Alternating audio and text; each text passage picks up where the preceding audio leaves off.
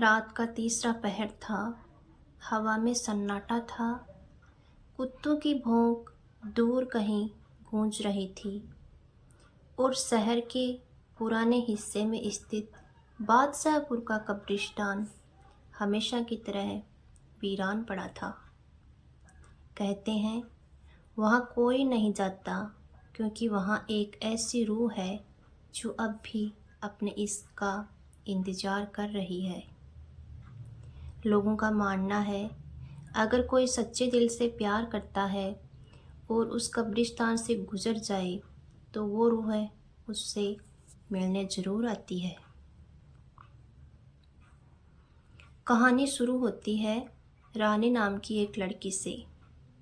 दिल्ली की एक पत्रकार जो डरावनी जगहों पर रिसर्च करती थी, वो नई कहानी की तलाश में बादशाहपुर गांव पहुंची।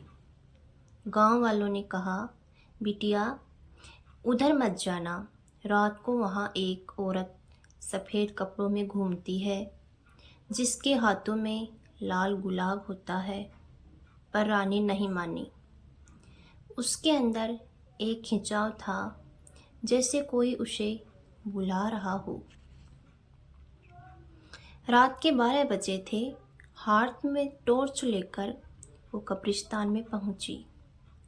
धुंध में झिलमिलाते दिए, टूटी हुई कब्रें और एक बड़ी सी कब्र जिस पर लिखा था, यहाँ सो रही है नूर जहाँ, जिसने मौत से भी ज़्यादा प्यार किया। रानी के पैर जैसे थम गए। वो झुककर कब्र की मिट्टी को छूती है। तभी अचानक हवा तेज चलती है, टॉर्च बंद हो जाती है और पीछे से एक धीमी आवाज़ आती है, कौन हो तुम? मेरे सलीम को ढूंढने आई हो? रानी मुड़ी और सामने खड़ी थी एक सफ़ेद लिबास में लिपटी औरत। चेहरा धुंधला पर आंखों में दर्द और मोहब्बत का सागर। वो बोली, मैं नूर जहाँ हूँ। 1857 की बगावत में सलीम मेरा इश्क था। वो सिपाही था, वतन और मोहब्बत दोनों से वफादार, लेकिन किस्मत को कुछ और मंजूर था।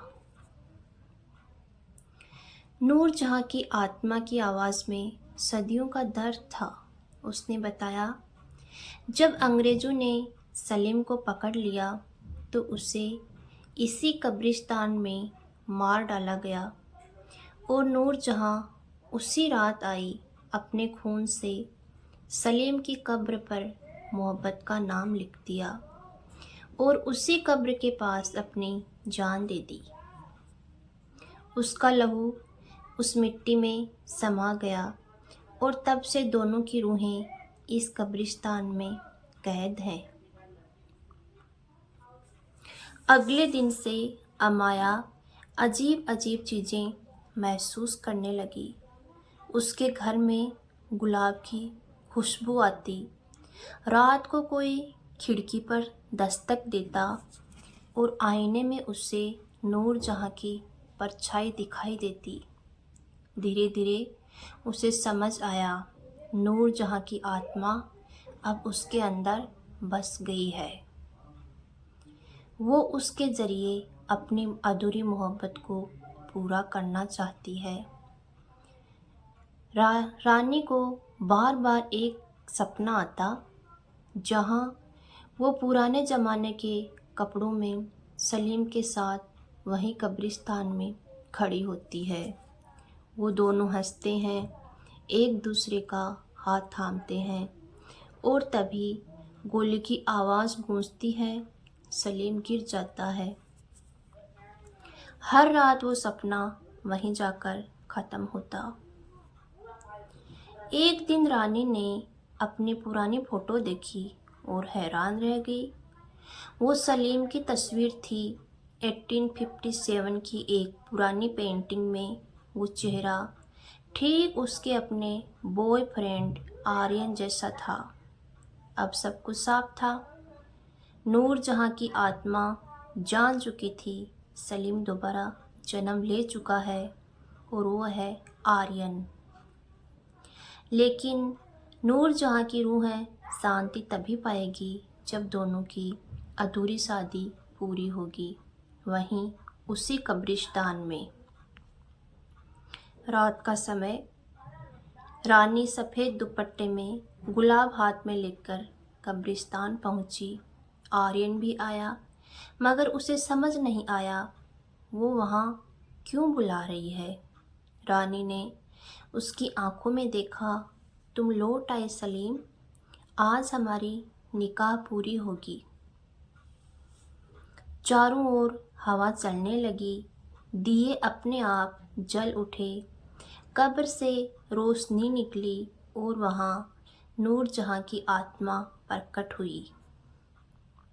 आर्यन कांप गया, पर उसकी आंखों में पहचान थी। वो बोला, नूर। नूरजहाँ मुस्कुराई, बोली, अब हमारी मोहब्बत मौत से भी ऊपर है। दोनों ने एक दूसरे का हाथ पकड़ा, हवा तेज हुई और दोनों की आत्माएं रोशनी बनकर आसमान में समा गई। आज भी अगर बादशाहपुर के कब्रिस्तान में कोई जाता है तो उसे दो परछाइयाँ जरूर दिखाई देती हैं, एक औरत के हाथ में गुलाब और एक सिपाही उसकी ओर देखता हुआ। कब्र के ऊपर अब भी वही शब्द लिखे हैं, यहाँ सो रही है नूरजहाँ, जिसने मौत से भी ज़्यादा प्यार किया। कभी कभी मोहब्बत मिट्टी में नहीं दफन होती, वो वक्त के पार जाकर फिर से जन्म लेती है ताकि अपनी कहानी को आखिरी सांस तक पूरा कर सके। तो दोस्तों, आपको ये मेरी कहानी कैसी लगी कमेंट बॉक्स में ज़रूर बताइएगा और चैनल को सब्सक्राइब ज़रूर कर लें।